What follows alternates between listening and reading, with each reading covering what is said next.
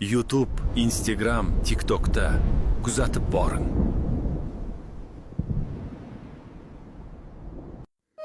Assalomu alaykum va rahmatullohi va barakatuh. Oyna tutsam xafa bo'lmaysizmi? Yoxud mas'uliyatdan qochishning achchiq oqibatlari. Aziz yurtdosh, tasavvur qiling. Qo'lingizda oyna. Bu oddiy shisha emas. Bu haqiqat ko'zgusi. Siz uni avval jamiyatga, keyin hukumatga, nihoyat o'zingizga tutasiz. Sarlavhadagi savolimiz bejiz emas. Oyna tutsam xafa bo'lmaysizmi? Chunki bugungi kunda hamma hayotdan nolishga usta, ammo ushbu nolishning asl sababini o'z mas'uliyatsizligini ko'rishdan va uni yaxshilash uchun harakat qilishdan qochadi. Biz xuddi sahna ortida turgan aktyorlar kabi kimdir kelib hayotimiz ssenariyasini o'zgartirib berishini kutamiz. Aslida esa sahna ham, ssenariy ham, aktyor ham o'zimiz. Mamlakatda siyosiy hayot jo'shqindek tuyulishi mumkin, ammo chuqurroq nazar tashlasak ko'pincha ko'zbo'yamachilik guvohi bo'lamiz. Bir ikkita hukumat tayyorlagan yoki ularni ruxsati bilan faoliyat yuritayotgan olg'irlar muxolifatchiman deb jar soladi. Ularning so'zlari o'tkir, ammo harakatlari sust. Aslida esa ular faqat hukumatning ko'rgazmasini ijro etadilar. Ular jamiyatdagi bosimni chiqarib yuborish uchun xizmat qiluvchi klapan vazifasini bajaradi. Natijada haqiqiy muammolar usti yopiladi, haqiqiy kuchli va erkin siyosiy maydon esa shakllanishdan to'xtaydi. Eng achinarli manzara bu ommaning kayfiyati.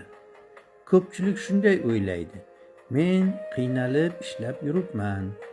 Kimdir kelib mening farzandim uchun hayotni, siyosatni o'zgartirib berishi kerak. Bu qullar psixologiyasi. O'z hayoti uchun mas'uliyatni boshqalarning zimmasiga yuklash, bolasining kelajagini prezidentga, vazirga yoki xorijiy donorga topshirish bu o'z taqdiriga xoinlik qilishdir. Hamma o'zini mardikorlikka uradi. Mardikorlikka intilish kelajak yechimi emasligini, u faqat ochlikdan vaqtincha saqlanish ekanini anglashni istamaydi. Natija, farzandlar kelajagi 21-asrning qulligi, arzon va malakasiz ishchi kuchi botqog'iga borib taqaladi. Bugun farzandi uchun mas'uliyatni o'z zimmasiga olmagan ota-onalar ertaga uning shaxsiyatsizlik va imkoniyatsizlik qafasida qolishiga yo'l ochib beradi. Mas'uliyatsizlik faqat oddiy odamlarda emas, balki elita qatlamida ham kuzatiladi. Prezident va uning atrofidagilar, uning qizlari, qarindoshlari moli dunyoga mukkasidan ketgan. Ularning asosiy maqsadi o'zlarining va yaqinlarining boyligini ko'paytirish va siyosiy hukmronligini uzaytirish.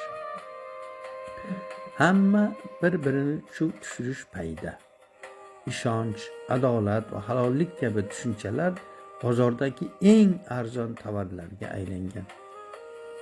Eng achinarlisi, gap davlat qarzi haqida emas.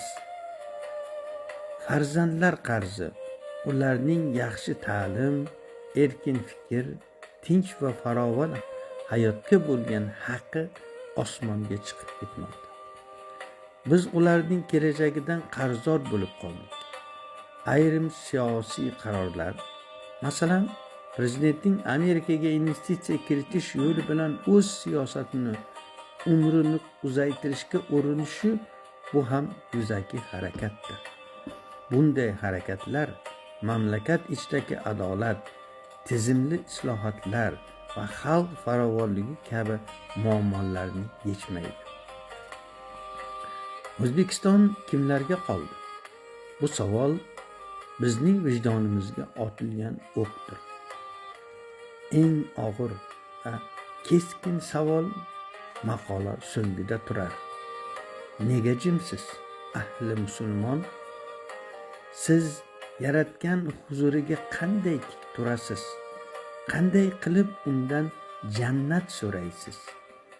Sizning Robbingiz bu dunyoda sizni erkin qilib yaratgan, sizga haq berilgan, o'z haq-huquqingizni talab qilishga aylanmagan tilingiz, diningizni, qadr-qimmatingizni himoya qilishga aylanmagan tilingiz qanday qilib oxiratda yaratgandan jannat so'rashga aylanadi? Jannat adolat, halollik va mas'uliyat uchun kurashganlarga beriladigan mukofotdir. Bu dunyodagi zulmga, adolatsizlikka, haqsizlikka jim qarab turish va buni taqdir deb qabul qilish dinning asosiy mohiyatiga ziddir. Iltimos, shu yerda to'xtang. Oynani sindirishga shoshmang. Undan yuzingizni o'girmang. Bugungi kundagi hayotingizdan norozi bo'lsangiz, avval o'zingizga nazar soling, mas'uliyat zimmangizga oling. O'zgarishni boshqadan emas, o'zingizdan kuting. Shundagina farzandlaringizning qarzi tozalanadi va kelajak sizga tabassum qiladi. Shanba dam olish kuningiz maroqli o'tsin. Assalomu alaykum va rahmatullohi va barakatuh. Shamol tegirmoniga YouTube, Instagram, TikTokda obuna bo'ling.